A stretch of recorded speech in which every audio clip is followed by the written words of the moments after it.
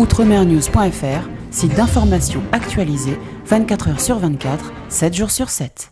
Une importante délégation de Guadeloupe représentant 6 territoires, la commune de Baillif, la communauté d'agglomération du Nord Basse-Terre, la commune de Bouillante, la commune Les Abîmes, la commune de Mornalo et la communauté d'agglomération du Nord Grande-Terre.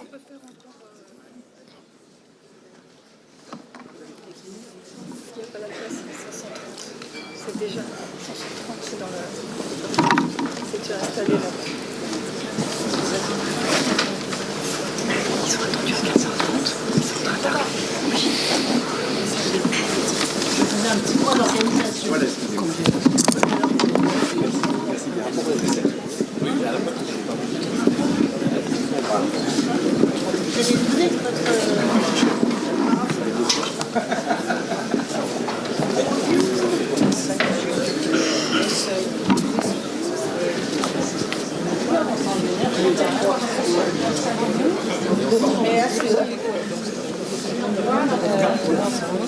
j'ai eu le jour justement.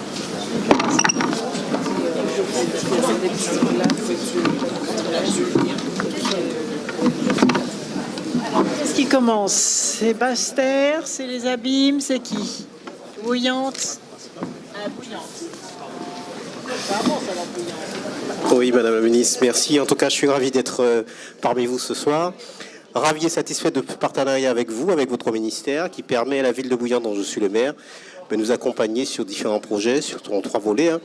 Un volet qui porte sur la maîtrise de la dépense énergétique avec la rénovation de 1200 points lumineux sur le territoire. La préservation de la biodiversité avec le déploiement de mouillages écologiques pour rationaliser et organiser le mouillage sur nos sites et préserver notre biodiversité marine. La valorisation des énergies renouvelables avec notamment l'étude qui portera sur le potentiel de valorisation de la géothermie sur notre territoire. Et enfin sur la mobilité avec l'acquisition de 2 véhicules électriques pour d'une part montrer à la population, ben voilà, la technologie aujourd'hui permet d'avoir des véhicules sur nos territoires qui sont particuliers pour pouvoir développer cette technologie-là. En tout cas, merci beaucoup de ce partenariat. Merci, Madame la Ministre, d'avoir permis à nos projets, à nos divers projets de la communauté d'agglomération du Nord Basse-Terre d'être retenus. Depuis 2014, effectivement, nous sommes dans le TEPCV et aujourd'hui, nous y sommes encore avec plusieurs projets. Et le projet essentiel aujourd'hui, c'est celui effectivement sur la mobilité, mais une mobilité au service aussi du développement de tout ce qui est écologie, de tout ce qui est nouveau comportement, de tout ce qui est innovation, par une déconcentration des services de la CNBT vers la population grâce à un bus qui sera en fait l'administration de la CNBT déconcentrée auprès de la population pour plus de proximité. Et ce bus, bien sûr, sera un bus électrique avec un fonctionnement, avec des bornes photovoltaïques et d'autres, bien sûr, véhicules qui seront des véhicules administratifs qui pourront utiliser, grâce aux bornes photovoltaïques, cette alimentation électrique pour pouvoir faire en sorte que les 6 communes du Nord Basse-Terre, qui comprend 80 000 habitants, puissent avoir des véhicules électriques administratifs.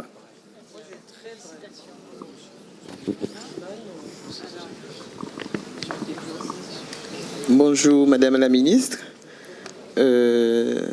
J'administre la ville de Baillif, qui se trouve dans le sud de Basse-Terre, entre Vieux Habitants et Basse-Terre. Donc, c'est à 3 titres que nous répondons à cet appel à projet aujourd'hui. Donc, nous vous remercions déjà pour votre soutien et pour votre accueil. Donc, d'abord, nous allons vers la rénovation énergétique en améliorant la performance énergétique sur nos bâtiments, ainsi que l'autoconsommation. Ensuite, la mobilité durable avec la mise en place d'ombrières pour le rechargement des véhicules. Et le dernier projet qui nous paraît très important, c'est la rénovation énergétique pour l'éclairage public, où nous avons une forte consommation. Donc aujourd'hui, nous voulons, avec plus de 700 points lumineux, les rénover de manière à ce que nous fassions une grosse économie sur cette consommation énergétique. Voilà. Bonsoir, Madame la Ministre. Donc, je représente la ville des Abîmes, qui est la ville la plus peuplée de la Guadeloupe, qui se trouve au centre de la Guadeloupe. Et donc, ce projet qui a reçu votre assentiment, eh bien, envisage d'une part d'améliorer l'éclairage public compte tenu d'un certain nombre de bâtiments que nous avons à notre charge. C'est près de 1,8 million d'euros que nous dépensons en énergie. Ensuite, bien entendu, finaliser l'audit énergétique des bâtiments publics, mais aussi acquérir des véhicules, bien sûr, électriques ou hybrides rechargeables. Et donc, nous envisageons également, bien sûr, de faire en sorte qu'il y ait un programme d'éducation à l'environnement de l'école primaire jusqu'au lycée. Donc, on tient beaucoup à vous remercier pour votre soutien financier. Merci. Voilà, bonne continuation. Alors, bravo à vous, bravo à vous.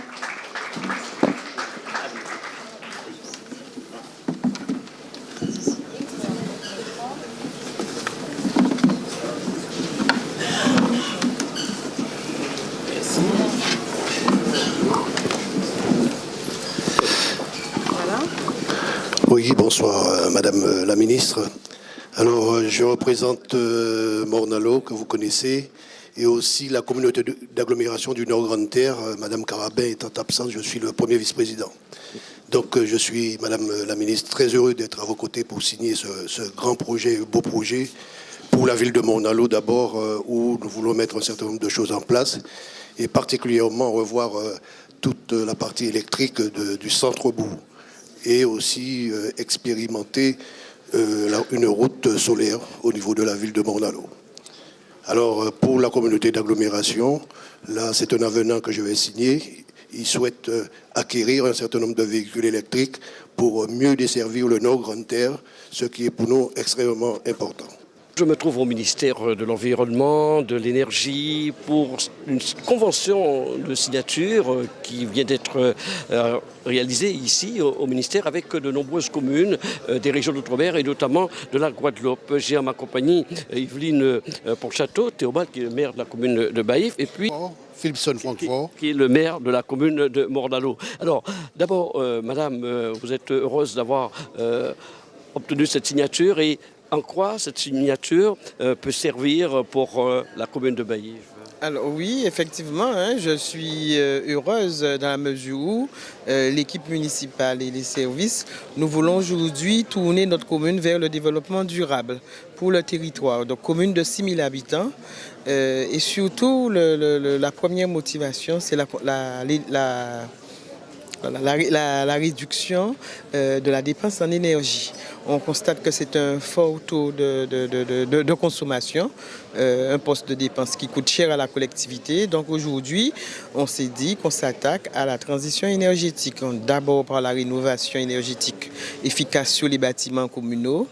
L'éclairage public, j'ai dit que c'était un poste de dépense très élevé, puisque nous avons plus de 700 points lumineux à vraiment rénover, donc l'éclairage public, et aussi le redéploiement sur certains territoires où on ne peut fonctionner qu'avec de l'énergie solaire.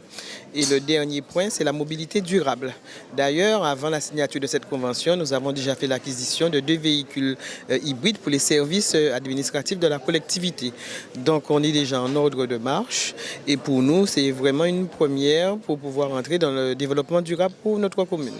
M. Francfort, cette convention, comment ça va se traduire sur le terrain à Morne-à-l'Eau? Bien écoutez, à Morne-à-l'Eau, ça ne peut se traduire d'une manière correcte, tout simplement parce que vous savez que c'est un budget de 2,7 millions. Nous allons, à partir de demain, emmener 2 millions de plus à Morne-à-l'Eau pour nous permettre de travailler à partir de cette signature. Donc, je crois qu'il était important pour nous d'être là. Je suis donc très heureux d'être au ministère de l'Environnement avec Madame la ministre pour signer cette convention. Alors quels sont les projets? Deux mots. Alors nous avons, je dois le dire, 21 actions pour notre 21e siècle. Je vais citer très peu de projets, puisque bon, il y en a 21, mais ce qui nous tient à cœur le plus, c'est l'éclairage public. L'éclairage public sur le centre-ville de Morne-à-l'Eau.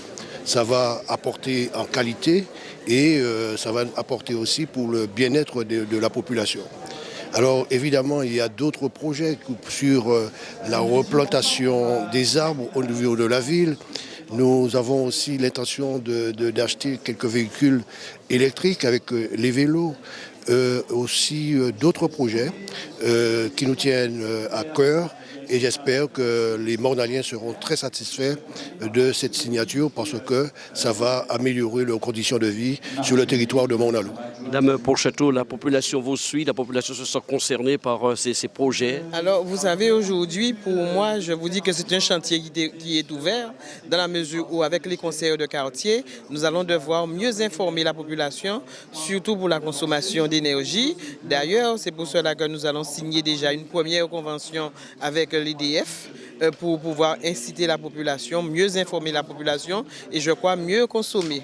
Mais pour vous dire déjà que notre satisfaction d'être aujourd'hui présente au ministère de l'écologie avec la ministre Ségolène Royal, avec les services d'ailleurs, on a osé, puisque nous sommes une commune où nous sommes en pleine restructuration et les administratifs volontaires et qui en veulent m'ont convaincu d'aller vers ce projet. Et ils m'ont beaucoup aussi convaincu en me disant il faut vraiment qu'on s'attaque. On ne peut pas avoir des investissements lourds, mais s'attaquer à la transition énergétique. Et c'est pour cela que je vous ai dit, nous avons fait l'acquisition de véhicules déjà, mais en fait on a monté le projet pour un montant de 1,8 million d'euros. Et nous avons obtenu 1 500 000 euros. Donc vous comprenez bien que c'est une aubaine pour la ville de Baillif aujourd'hui. Donc maintenant, la mise en œuvre, on doit s'atteler pour la mise en œuvre. Selon vous, d'autres communes devraient suivre l'exemple de Mornalo, les exemples de Baillif? Je crois que d'autres communes devront suivre parce que c'est quand même quelque chose d'extrêmement intéressant et important pour la Guadeloupe.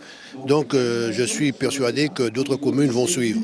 En tout cas, en ce qui nous concerne Mornalo, je pense qu'avec le travail que nous faisons depuis 2010, au moment où on a mis en place notre, comment dirais-je, lorsqu'on a mis en place un service de l'environnement depuis 2010, et puis depuis cette date-là, on travaille pour l'amélioration des conditions de travail, des conditions de vie de cette population. Alors évidemment, nous ne sommes pas au premier puits, nous sommes au troisième. Nous avons eu un premier puits avec mon camarade, feu Jean-Claude Lombion qui est parti, un premier puits sur un trophée des Outre-mer sur le développement durable.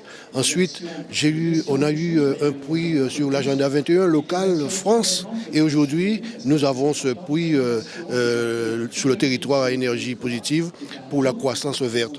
Donc je pense que c'est important de continuer dans cette voie, de travailler pour le peuple de la Guadeloupe, mais tout particulièrement pour le peuple de Mornalo. Toute dernière question à Mme Pourchateau. Alors évidemment, nous sommes en compagnie de la ministre Ségolène Royal. Il va y avoir bien évidemment l'élection présidentielle. Ce sont des dossiers si importants pour l'outre-mer que selon vous, quelle que soit l'alternance, le gouvernement qui sera en place devra poursuivre ce chantier? Je crois quel que soit le gouvernement, tout territoire aujourd'hui devrait se tourner vers le développement durable. Vous savez, assise là et en entendant toutes les communes de l'Hexagone qui ont porté des projets, ça donne encore d'autres idées pour notre territoire. Je prendrai un seul exemple concernant les transports. C'est une consommation pour les communes. Quand nous devons, que toutes les écoles doivent participer à l'activité physique, la natation, eh bien, c'est une idée pour que les communes puissent faire l'acquisition de bus qui consomment beaucoup moins d'essence, donc moins de dégagement d'effets de serre. Et je crois aussi que c'est la population qui se portera mieux demain, hein, parce qu'il nous faut aujourd'hui préserver les populations à venir. Merci Madame Pourchateau, merci à Monsieur Philippson, qui est le maire, qui est maire de la commune de Mornalo. Je vous propose de regarder les autres images tournées pour vous lors de cette convention qui a été signée cet après-midi avec les régions de Guadeloupe. Il y a aussi la Guyane présente en compagnie de Ségolène Royal, qui est donc le ministre de l'Environnement. Merci beaucoup. Merci. Nombreuses personnalités venant de la Guadeloupe présentent cet après-midi ici au ministère de l'Environnement, de l'Énergie et de la Mer pour une convention signée avec la ministre Ségolène Royal, à ma compagnie José Sapoti, qui est le président de la CSBT, et puis Camille Pelage, qui est le 5e vice-président de la région. Alors, cette signature de convention importante. Alors, il faut rappeler que ces communes sont en fait des lauréates de projets qui a été lancé depuis, je crois, 2015. Alors, la communauté d'agglomération du Nord-Bastère est dans le TEPCV depuis 2014. Donc, nous avons répondu depuis 2014. Nous avons été retenus depuis 2014. Et là, nous sommes dans la continuité. C'est un avenant à ce premier projet où nous avions déjà été retenus.